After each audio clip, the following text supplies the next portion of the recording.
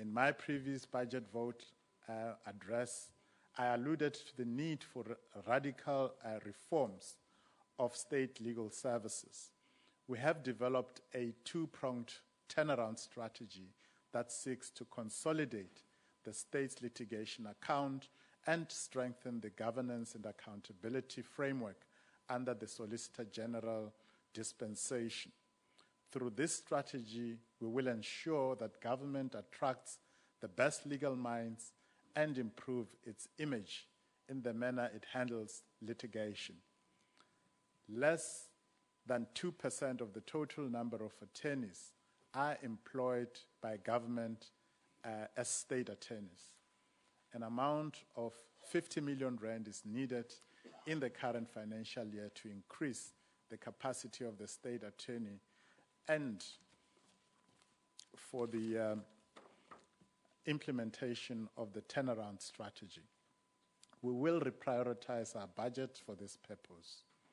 In 2014, Parliament enacted the Legal Practice Act, and only Chapter 10 thereof has come into effect. The latter chapter establishes a national forum on the legal practice to level the ground for the implementation of the entire Act. We have received a report from the chairperson of the legal forum, and that is Advocate Khomotso Moroka, on the legal profession, which I will present to this Honorable House in due course. And may I thank her for accepting the request that she provide the leadership to that forum. 60% of 24,176 practicing attorneys are white, and of the latter number, only 9,098 are female attorneys. In the advocate's profession, of the 2,641 silks, only 843 are black, generic. There are only 6 senior counsel African female advocates in the country. The Legal Practice Act provides the necessary tool to transform the face of the profession. We continue to make significant inroads towards ensuring that the protection of children's rights, especially with regard to maintenance in 2015, especially with regard to maintenance, is achieved. In 2015, the Maintenance Amendment Act was enacted to intensify our efforts of ensuring that every child receives the appropriate parental care, basic nutrition, shelter, basic health care services, education, and other related support. Through this amendment, we have introduced stringent measures, that is with regard through the Maintenance Amendment Act. Through this amendment, we have introduced stringent measures to enforce maintenance recovery, including blacklisting of perpetual maintenance defaulters. We continue to improve services in the Master's Office. In 2015-16 financial year, a total of 271,984 cases were finalized by the Master of the High Court. This includes deceased estates, insolvencies, the formation of trusts, and payments out of Guardian's Fund. We've rolled out the paperless estates administration system, that is the PEAS. All 15 Master's Offices, as well as approximately 96 service points, have now been automated under that system. Job creation is one of the national priorities that our government has set out as a key policy objective, flowing from the NDP. Last year, I indicated that the department would be initiating youth development opportunities through our partnership with Safety and Security Sector Education and Training Authority, the SACITA, the department has appointed some 800 interns in the 2015-2016 financial year.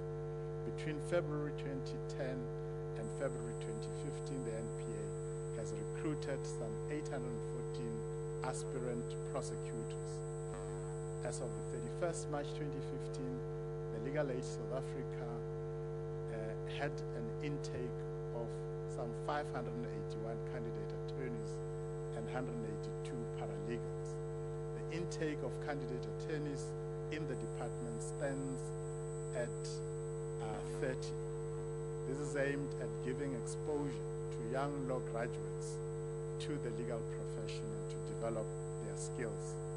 Honorable members, the budget allocation of the department, which stands at just over 18 billion rands for the current financial year, enables us to make a real difference in our endeavor to ensure that every person in South Africa is and feels safe as envisaged in the National Development Plan. We welcome the budget, which also includes the allocations to the Public Protector, the South African Human Rights Commission, and Legal Aid South Africa. Our support to this Chapter 9 institutions is to ensure that they are able to perform their constitutional mandate for which they are accountable to this august House. The allocation to these institutions for the current financial year is as follows. Public Protector, 268.8 million rands. South African Human Rights Commission, 153.4 million rands. It is important to note that the budget allocation of the Public Protector has been increased by 7% from last year's allocation. The allocation will also increase by 15% in the 2017-2018 financial year. The South African Human Rights Commission obtained a 6% increase in the current financial year and 13% in the 2017-2018 financial year. An allocation of 1.577 billion rands made to the Legal Aid South Africa to provide access to legal aid for the indigent, thus ensuring that lack of resources or poverty is not a bar in South Africa for people to access justice. Allow me to thank the outgoing Director General, Ms. Nonkululeko Sindani, who played a significant role in, among others, achieving the unqualified audit of the departmental vote from 2012-2013 to date.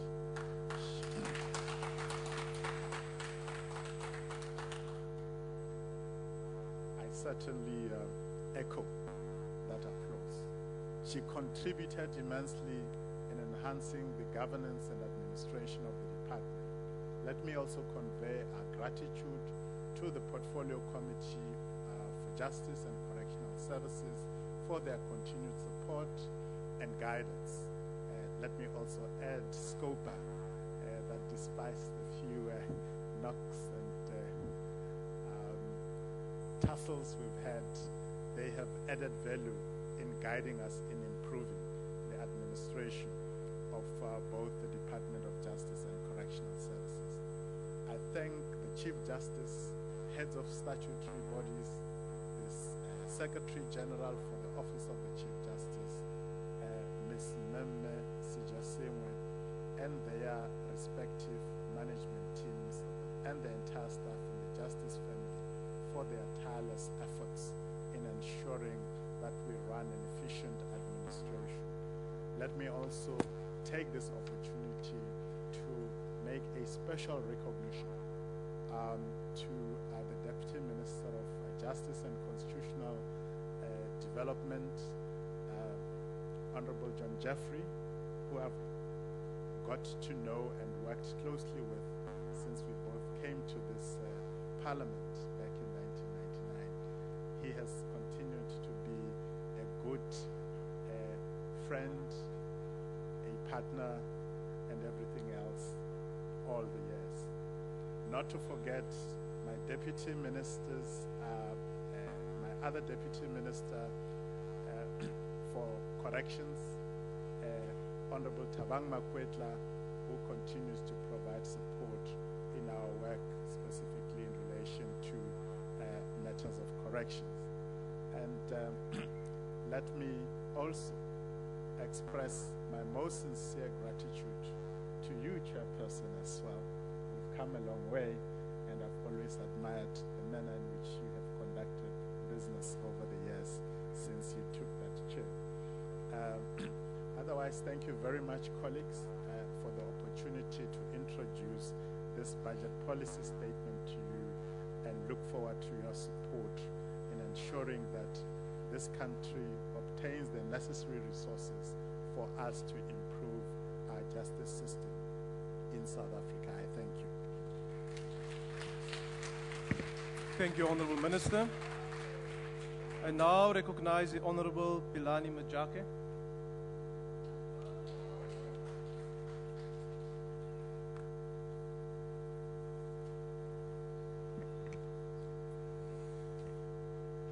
Honorable Chairperson of the House, members, Minister Masuta, Deputy Minister Jeffries, Justices here present with us today, members of the public, senior management of the Department of Justice. Today we are looking at the budget for the Department of Justice and Constitutional Development 2016-17. Vote number 21. Budget that has been allocated 18.09 billion rands. This amount includes magistrate salaries. Salaries for judges are now in a separate vote, vote number 22 of the Office of the Chief Justice. In 2016-2017, the total budget for programs is 16.05 billion. Before I continue, let me just take the opportunity of also congratulating the department for progress made in terms of getting unqualified audits for the financial year beginning from 2011-2012 up to date. The department really grappled and struggled to get the books right, dealing with the mess that was created by apartheid previously. For now, the situation has improved tremendously, and for that we must actually express our appreciation. We know and understand that there is still a challenge when it comes to third-party funds that also have a history of funds that were not accounted for during apartheid era. But now a new bill is being looked at to assist the Office of the Auditor General to know how to move forward with this historic mess in order for the department to be in the position in future to also have unqualified audit in that regard. There have been many achievements in the course of the past 20 years that are aimed at transforming the justice system so that people are better able to access justice. There is still need for more radical structural interventions if we are to achieve the Constitution promises. The question to ask is the judiciary transformed enough to provide all forms of liberties enshrined in the Constitution of the Republic of South Africa? The cost of litigation and the expert knowledge that is needed to negotiate the formal justice system act as some of the barriers to access to justice. All too often, users of justice services do not experience justice. Their cases or disputes take too long to resolve. They cannot afford the amounts of monies that are required to have their matters dealt with, and including legal representation. They experience the courts as unfriendly and overwhelming. The language used by the courts, for example, is alien, and the use of interpreters does not assist. The legacy of apartheid and colonialism has resulted in holistic adoption of the Roman Dutch law with Western rules and procedures, which were introduced by colonial powers dominating formal courts. Customary law was given the marginal role in the legal system. Informal and traditional mechanisms of justice are often more accessible to poor and disadvantaged people and may have the potential to provide speedy, affordable, and meaningful remedies to the poor and disadvantaged, and may lead to safe and crime-free South Africa. Traditional courts can considerably ease the burden on judicial system, but need the necessary legislative framework to ensure that constitutional concerns are properly addressed and that these courts are appropriately resourced. The absence of timely and reliable legal system that guarantees the delivery of justice undermines the rule of law. The interventions made by the Department of Justice in this regard are acknowledged. That is, building more accessible, close to the people courts. These developments have far-reaching consequences in terms of access to justice. The committee has noted that the department is in the process of addressing legislation governing paralegals. Clear time frames in this regard have been set. The committee is extremely concerned about the slow pace with which land claims are settled. Apartheid dispossessed people of the land and resources, leading to poverty and inequalities. The process of dealing with the land claims is falling short, creating the risk of land occupation and violent protest as people become frustrated. The committee has noted how the department is looking at how it can assist at all stages of this process. The department has also undertaken to arrange a workshop with stakeholders to discuss how to take the matter forward.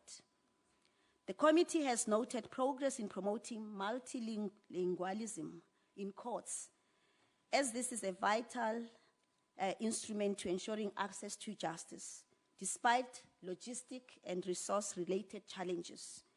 Efforts are underway for introduction of all indigenous languages per province in law graduate school curriculum to deal with the challenge of the court language of South Africa. The committee is concerned about the extent to which racism remains entrenched in our society and its destabilizing effect. The committee notes the department's attempt to finalize the National Action Plan against racism, xenophobia, and related intolerances. There is a public consultation process underway, which should be finalized by the end of June 2016. The committee also knows that the department intends introducing prevention and combating of hate crimes and hate speech bill by the end of September 2016 and wishes to see this legislation leading to criminalization of racism in South Africa, as is the case in other parts of the world. Fear of crime undermines people's sense of well-being. NPC of 2011 states, and I quote, "Violent crime and property crime are so common that many South Africans live in fear. When people feel unsafe, it becomes harder for them to pursue their personal goals and to take part in social and economic activities." I close quote. This also impacts on the country's economic life, as it prevents people from reaching their full potential out of fear of crime. And that fear of crime includes you and me sitting in this house today. The NDP targets that by 2030, vulnerable groups such as women and children should be able to walk freely in the streets and children play safely outside home. Business should be able to operate without threat of being undermined by crime, like is happening today. The medium-term strategic framework, 2014 to 2019, also includes a target that increased proportion of citizens should feel safe walking alone during the day or at night. We remain concerned at the continued significant underspending that has taken place on criminal justice revamp and IJS, that is Integrated Justice System projects, as well as apparent lack of results. The need for improved coordination and integration of JCPS cluster, that is Justice, Crime Prevention and Security Cluster Department's IT system. This need was identified in 2007 as a vital effort to ensure effective implementation of the criminal justice system's 7-point plan. Implementation of the 7-point plan is key component of the NDP's vision for safer communities. Although there is at last some progress towards integrating departments, the implementation of this business plan needs to be accelerated to ensure that we really Honourable develop Member, your systems time and is now mechanisms expired. to fight crime. The ANC supports the budget. The next speaker is the Honourable Breitenbach.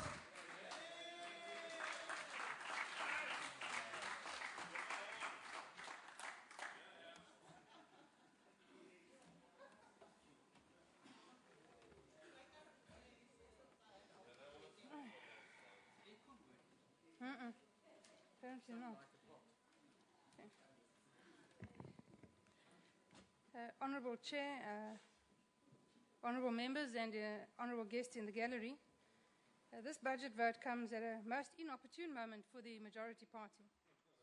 It comes at a time when they have demonstrated rather publicly an obstinate refusal to admit that they are wrong, that they have misinterpreted deliberately, I would say, vital legislation and the constitution of our country.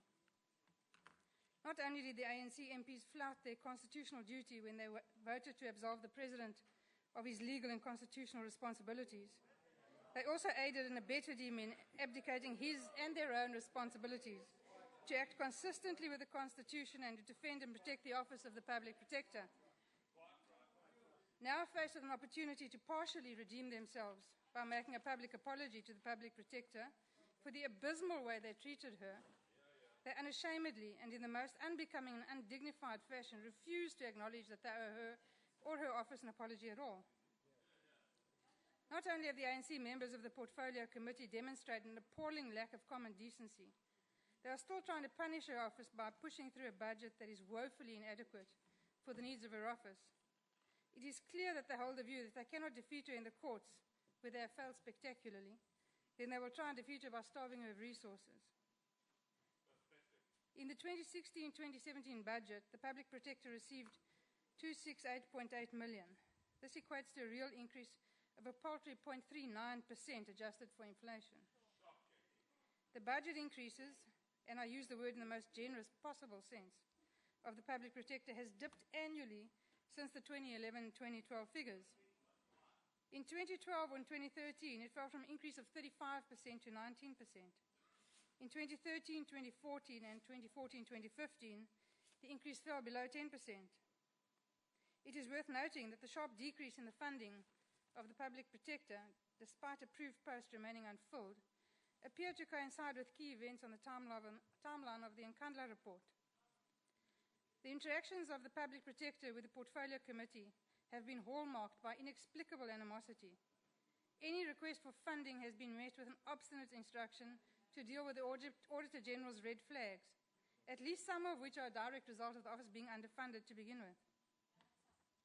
The other tired, worn-out justification used to justify the paucity of funds allocated is that there are competing demands for funds. Well, this is somewhat disingenuous, as the sum of 117.9 million is not an insurmountably large sum of money. and it's insignificant in compared to the 4.5 billion in emergency funding sourced for the National Student Financial Aid Scheme. It should also be noted that to adequately fund the Public Protector's Office would cost less than half of what was splurged at Nkandla. The Public Protector could be fully funded more than 33 times over for the cost of a 4 billion rand presidential jet. Unlike the Office of the Public Protector, the Constitution does not specifically mandate the provision of a private presidential palace, nor a luxury jet. In fact, quite the contrary. Therefore, it appears that the funding woes of the Public Protector are as a result of a political falling out of favour, and not really a shortage of funds. Who can forget the speech made by the Deputy Minister, the Honourable John Jeffrey, in 2014, when he stated that the decisions taken by the Public Protector were not legally binding? He said, and I quote, "It boils down to the question whether or not the Public Protector's decisions are legally binding or enforceable. We in government argue that they cannot be. The Public Protector is not a court of law." He somewhat myopically clings to this point of view regardless. Or the Honourable Bongo, when he accused the Public Protector of behaving like the Democratic Alliance. As it happens, the Public Protector and the Democratic Alliance were right. Or the Honourable Mochega, when he stated that the report securing comfort has misled the country, South Africans, and tarnished the image of our government and the credibility of our government. How wrong was he? And just whom did the tarnishing of the image of the government? Or the Honourable Dlakude, who confidently stated that it was wrong of the opposition parties to believe the Public Protector report is above all. I guess the apologies in the mail. Or the then Minister of Public Works, Jeff Deutsch, when he said in September 2010 that the Department of Public Works has not spent any money on the upgrade of the President's Nkandla home. Just who is misleading whom? Or the President in March 2015, when he boldly stated, "I'm not worried about Nkandla, it's not my problem." Really? It should be noted that the underfunding of the Office of the Public Protector could, if taken to the extreme, amount to a violation of the Constitution. This will not unduly bother the ANC members, since they should be used to it by now. But the Constitution makes it clear that the Public Protector must be accessible to all persons and communities. The Public Protector has, in fact, been closing down offices as a direct result of underfunding in her office. 12 offices have been suspended and 4 closed or moved. Only 7 provincial offices remain open.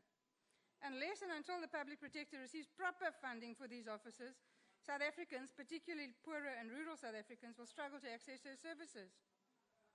We should all note that the full bench of the Constitutional Court recently in the Nkandla judgment made specific mention of the need for proper resourcing of the Office of the Public Protector. In an arbiter remark, they said, and I quote, "Within the context of breathing life into the remedial powers of the Public Protector, she must have the resources and capacities necessary to effectively execute her mandate, so that she can indeed strengthen our constitutional democracy." This view does not appear to be shared by the ANC members of the committee, who are determined to financially starve the Office of the Public Protector out of business. We have the powers to amend this budget, and we are going to use our powers to amend this budget. We will prepare an amendment to Vote 21 on justice and constitutional development in the amount of 117.9 million to fully fund the Office of the Public Protector. We can find the money. We will find the money. The Democratic Alliance will not support this budget. I thank you. Order, honourable members. The Honourable Mukause.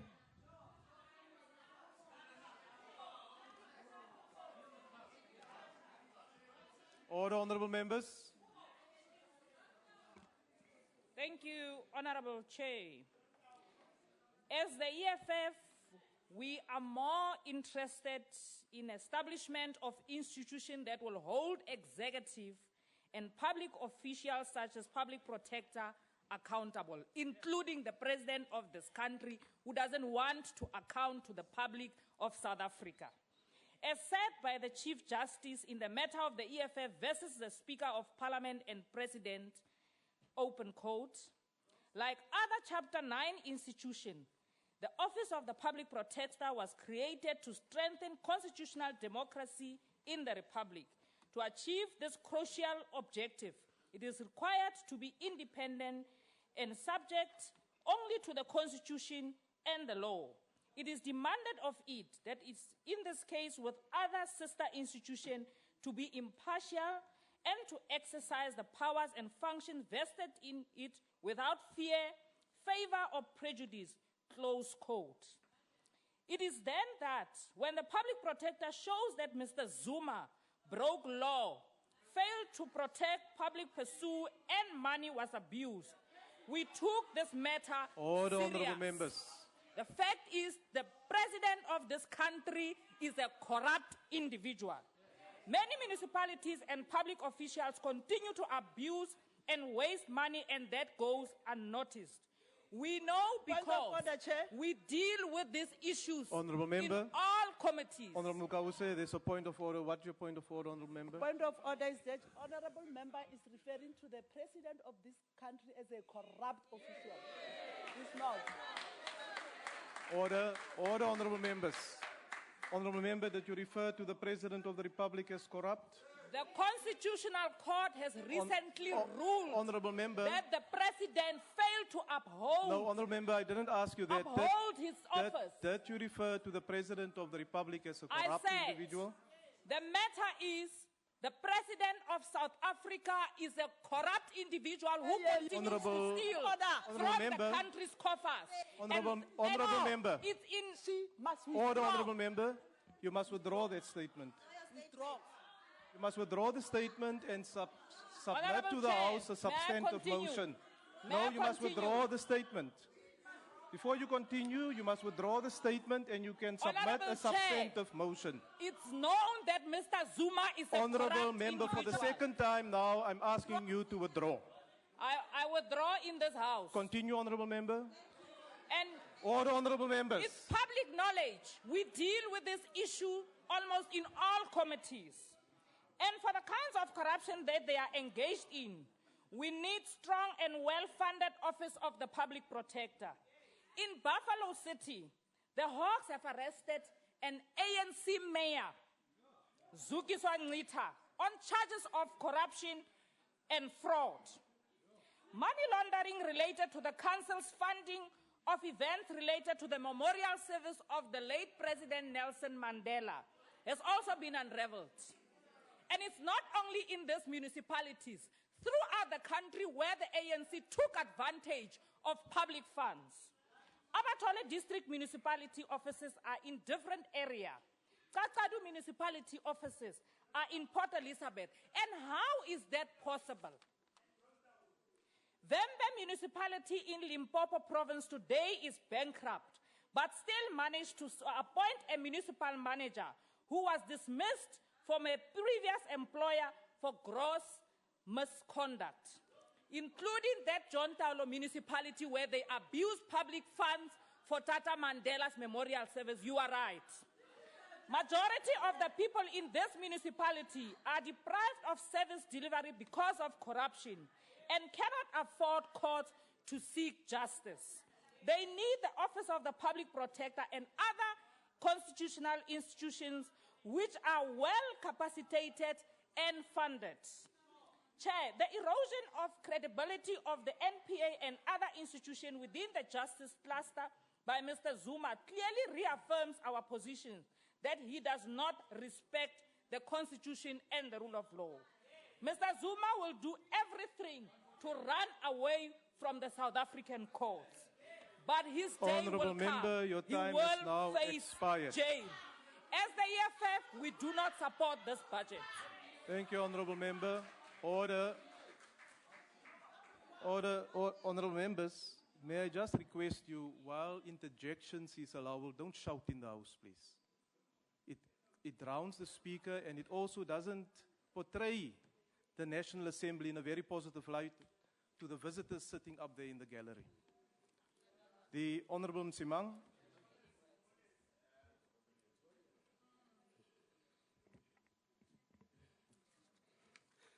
Thank you, Honorable House Chair. The Department of Justice is one of the most essential government departments, not only because of its responsibility to promote justice and ensuring that it is accessible to all and sundry, but also because in a country that is at times described as the criminal capital of the world, the Justice Department is one of the main guarantors of the rule of law and social justice in the land. Accordingly, an adequate budget for such a department is an imperative, not only for itself, but also for its numerous entities like the NPA, the Office of the Legal Aid Board, the South African Human Rights Commission, and notably the Office of the Public Protector.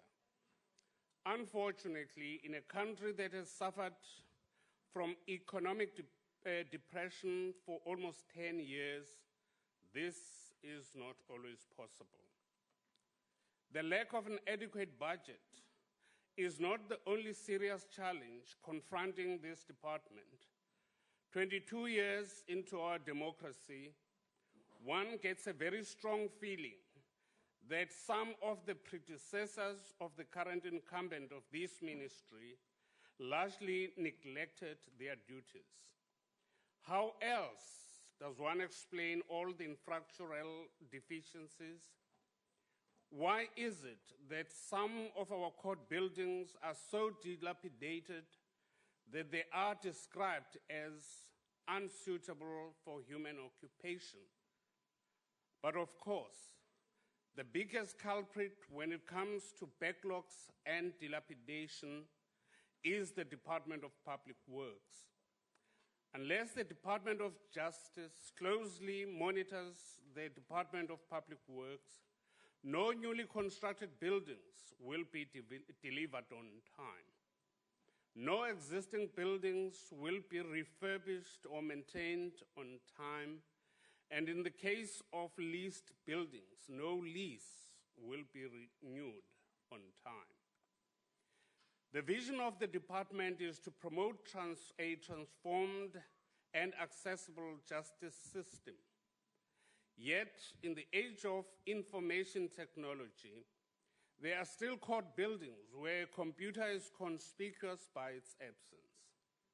Court files are still processed manually. No wonder many such files are strategically and deliberately lost so as to defeat the ends of justice.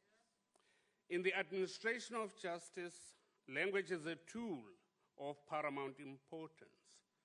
I was accordingly gratified to hear the minister commenting on the efforts the department is making in promoting African languages to become languages of communication in the administration of justice. If we are serious about codification and consolidation of our common law, where is the space to bring our traditional customary law on board? After all, this is the law which is understood and practiced by millions of our people in the rural areas. Why then should we cling to the Roman Dutch law and make it the Holy Bible of our common law, even when the Netherlands, where this law originated, has now moved away from it? Honorable House Chair, if we are serious about transformation, these are some of the questions we shall need to answer. The IFP supports the budget, and I thank you. Thank you, Honourable Member. I now recognize the Honourable Ngwabe.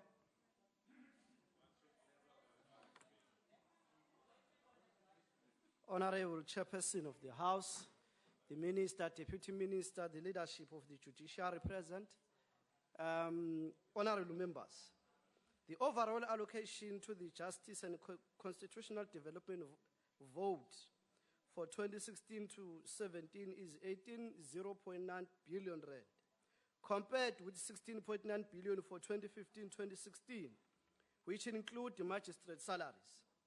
Although the nominal increase is 7.4%, the real change is a mere 0.76%.